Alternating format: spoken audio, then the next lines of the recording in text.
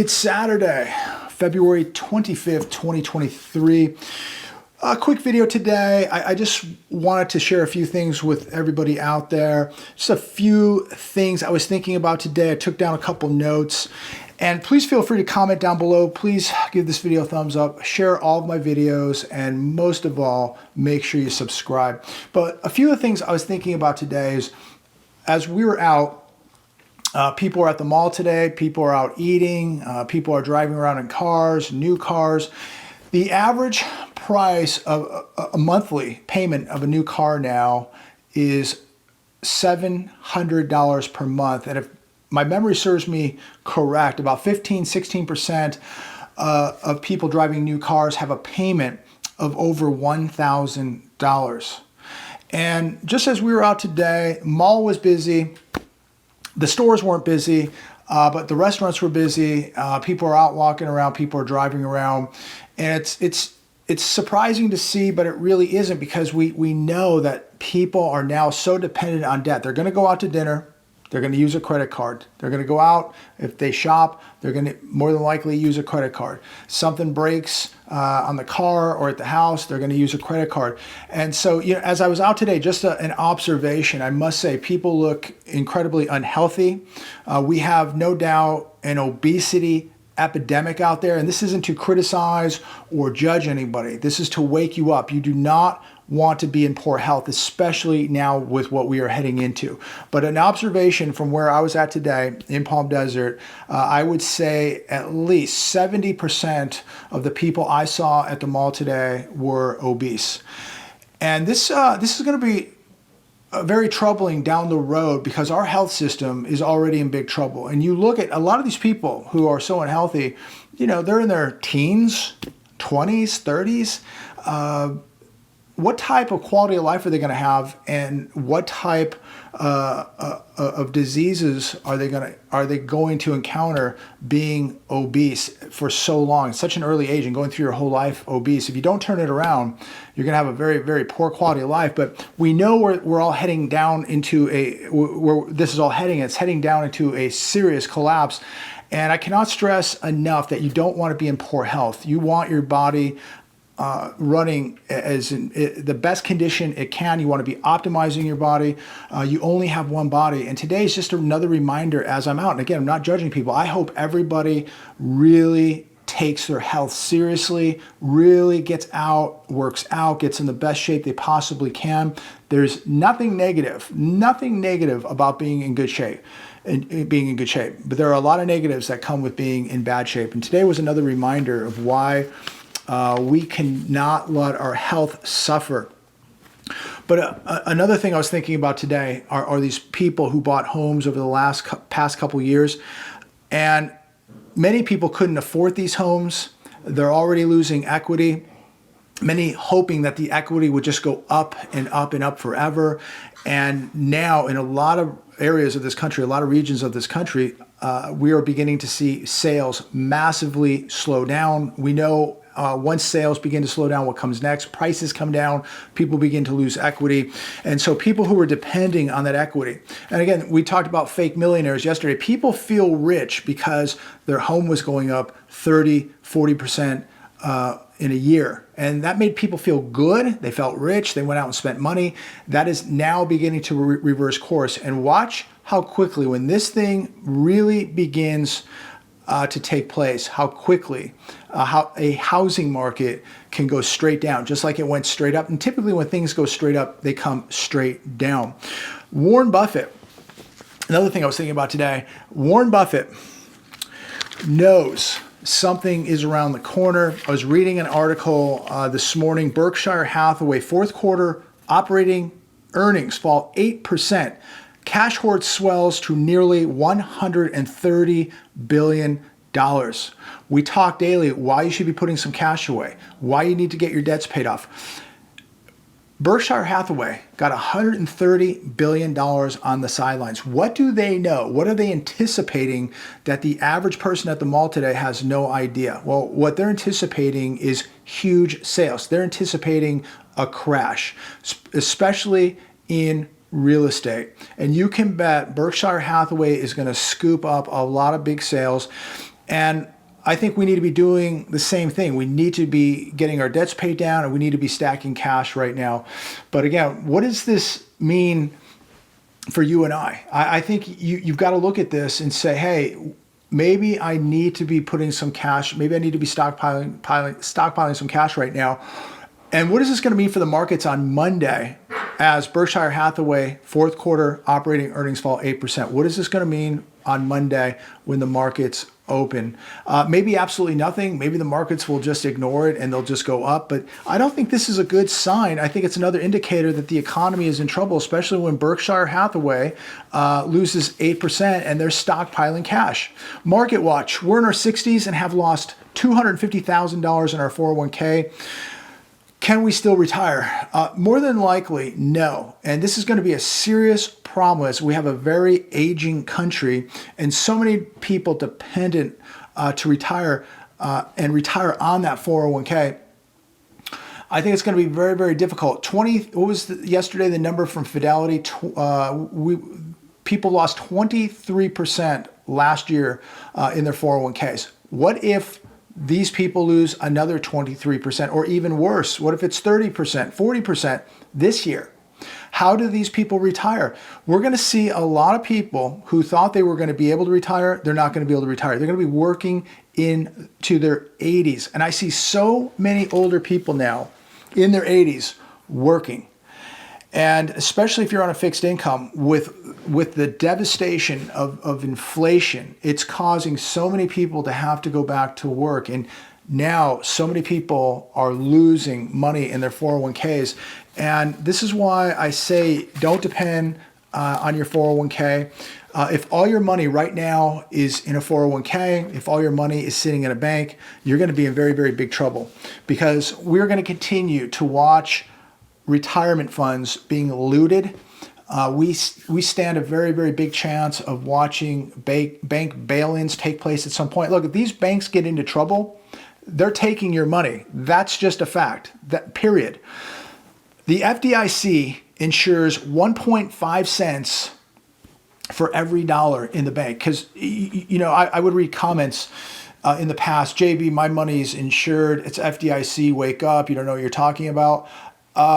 Take a look at the amount of depositor money versus how much the FDIC has. And it comes out to about 1.5 cents for every dollar. And if you're lucky enough and the FDIC insures your account, you may have to wait years to get your money back. So I would be very, very cautious with keeping all my money in a bank, keep enough in the bank to pay the bills. But so many people are so oblivious that they actually believe the FDIC is insuring every cent in U.S. banks, and it's absolutely not the truth. It's not possible. The fact of the matter is they're insuring less than 2 cents for every dollar. So should you have all your money in the bank? Absolutely not. Should you have assets, jewelry,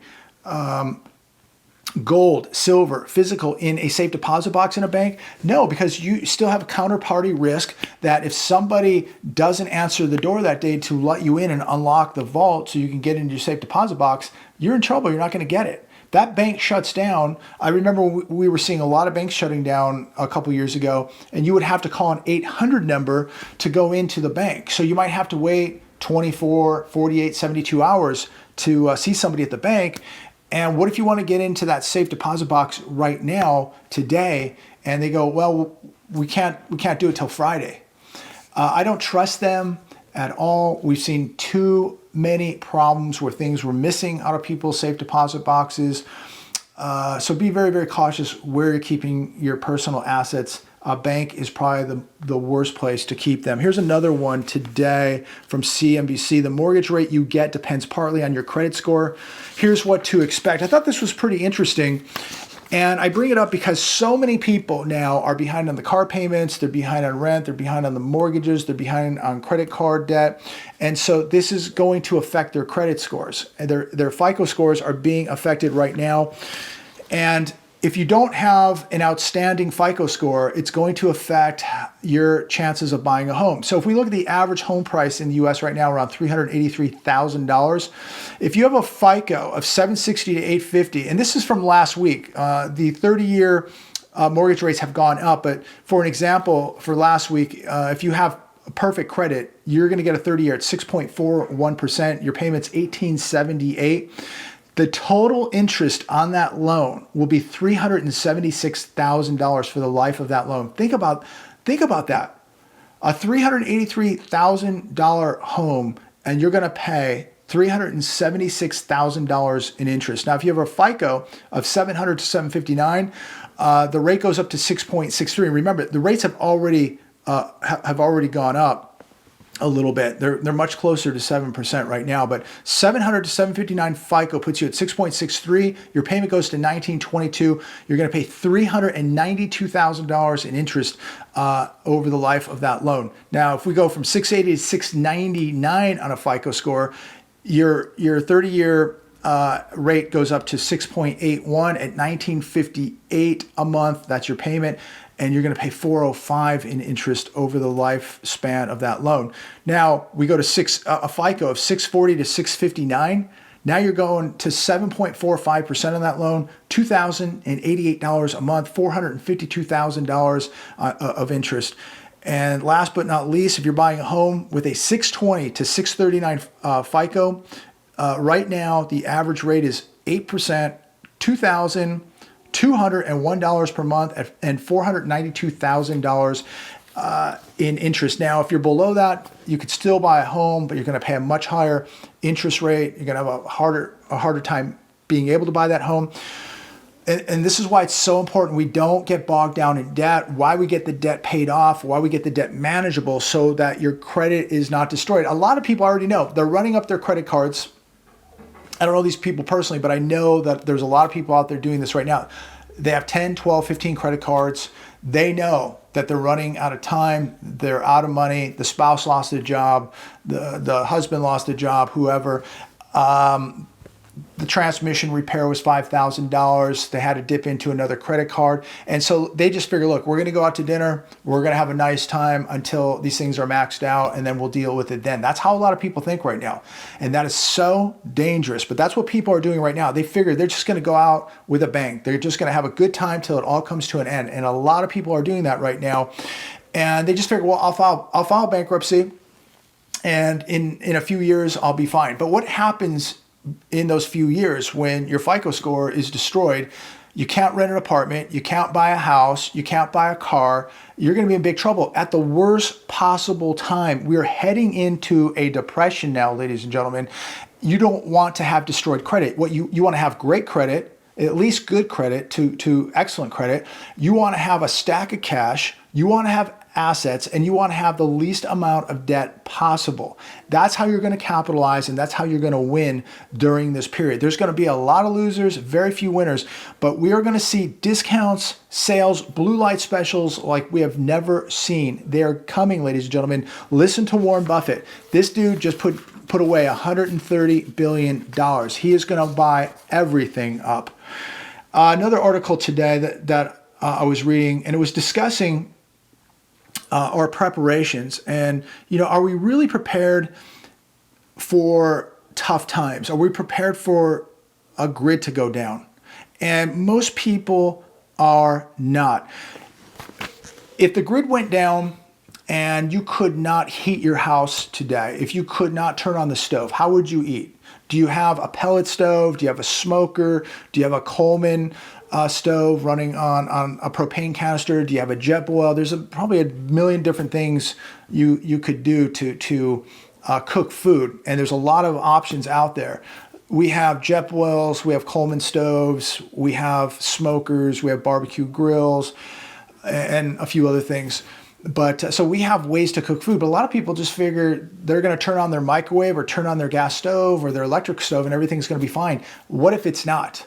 And how do you keep warm at night if you don't have, I think a great investment right now would be a generator. Maybe a You've got gas, you've got diesel, you've got solar. So you've got a lot of options there. And I think looking at an option like a generator is probably a great idea.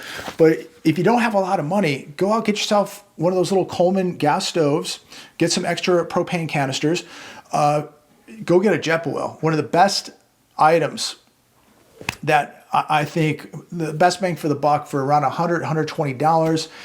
You can cook a meal in around a minute. A JetBoil is super small, convenient. I think one of the best bangs for the buck. You can throw it in your backpack. You can throw it in your car. In fact, you should have one maybe in your car, one at the house. But I think that everybody should have a JetBoil because they're just so efficient and quick. So I think that's an option. Check out, you could go to Amazon, Google JetBoil, take a look at what they have. I think that's an incredible thing to have. I did a video probably about a year ago on JetBoils, but I think everybody should have something like that. Have a way to cook food, ladies and gentlemen. But we look at power grid attacks up 71% since 2021, and they're going to go up. They're going to go up. Train derailments now are the norm. We're looking at food insecurity in America, a homeless crisis in America. We have poison air floating around, poison water. We've got balloons floating around. We got crime absolutely going ballistic in this country. It just goes on and on and on. And for people who are not prepared at this point, I shake my head. What is wrong with you? I don't get it. People will go, oh, you're talking scary. You're talking negative. I'm talking reality. I'm talking about winning.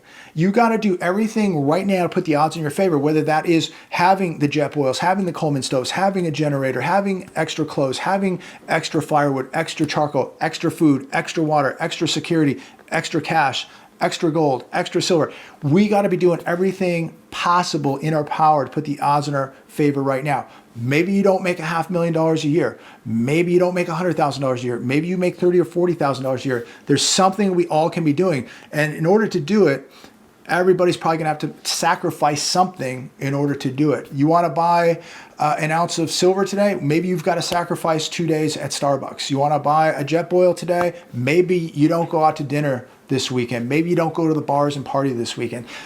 Life is about sacrifices, ladies and gentlemen, but I think you'll sleep better at night. And when that day comes, when the lights go out and you're hungry, you'll thank God that you have food, water, and a way to cook that food. And I pray to God none of this ever happens, but just like you, I read the data every day. I'm connecting the dots. I'm listening to my gut. I'm praying to God for direction. And the reality of it, of all this is, it has begun. And I don't think that this is going to reverse course. I think that over the last couple years, we've seen things deteriorate. They're going to continue to deteriorate much, much more, and we are going to feel a lot of pain. So do what you can right now to ease the pain. People who have no preparations whatsoever, they're coming to your house. They're going to knock on your door for help. I can tell you right now, I'm not letting anybody in my house. I can't afford for people, untrained people, to leech off my calories, to drink my water. And they're just a liability. And you need to have this talk with people you know in your circle, your friends, that, hey, you're on your own right now. You need to be preparing today, because tomorrow, if something goes wrong, I can't let you in my house. I've got my own family to take care of. I've made my own sacrifices in order to do this. You need to make your sacrifices to take care of yourself and your family now. But I really, truly believe that our grids are very vulnerable. And I've read many articles where if a grid went down for a year, 90% of this country would be gone, dead. Think about that. 90% of the country would be dead. That's what a lot of people, a lot of professionals say, that without the grid, 90% are gone. Think about people who just won't have food, can't cook, don't have water, medical issues. People who live in very hot climates that can't cool their houses down. Cold climates can't heat their houses. We're so dependent on electricity, on running water. And for that to go out, people are going to be tested to the brink, no doubt about it. And even if it was for a month, think about the devastation it would do. We have become a very soft nation. We're soft people. We are not our grandparents. I'm certainly not my grandparents. I'm not as tough as them. How many people can clean an animal right now? Most people cannot operate a microwave oven, okay? So we've come a long way. We've gotten very weak. We've gotten very lazy. Half this country is obese. Half this country is diabetic. And what are people going to do when their bodies are so unhealthy? When you're really going to have to depend on your body and you're 100 pounds overweight or you're diabetic, what are you going to do? Or you're dependent on pharmaceuticals.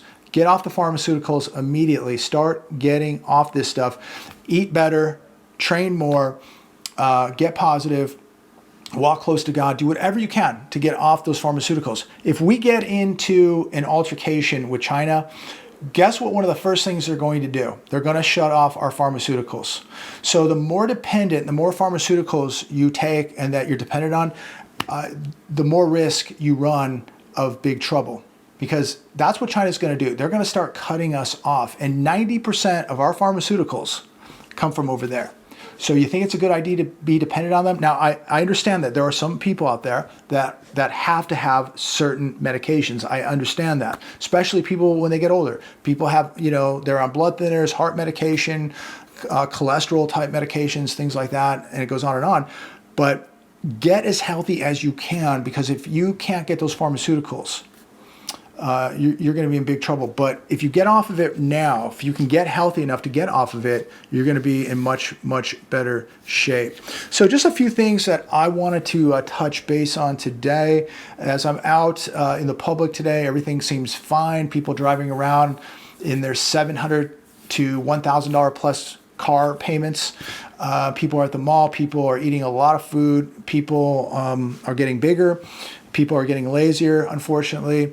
So I think that we have to do the opposite. I think we have to get leaner. We have to get tougher. We have to get more prepared and more awake. Exercise our minds, our bodies, and our spirits, and make sure that we're protecting our finances.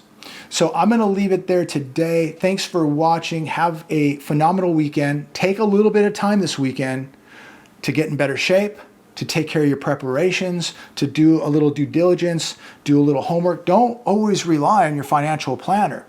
Imagine how many financial planners absolutely bankrupted people in the 2008 crisis, when they told all those people everything was going to be fine, buy into the market, keep buying, buy a house, and then 2008 hit and a majority of people were wiped out.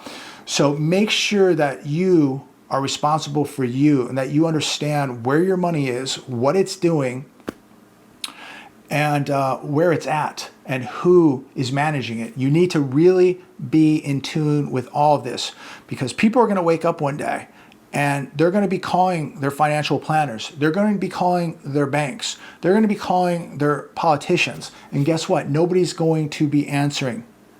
You will be on your own, ladies and gentlemen. Be your own financial planner. Be your own central bank. God bless. Have a great weekend.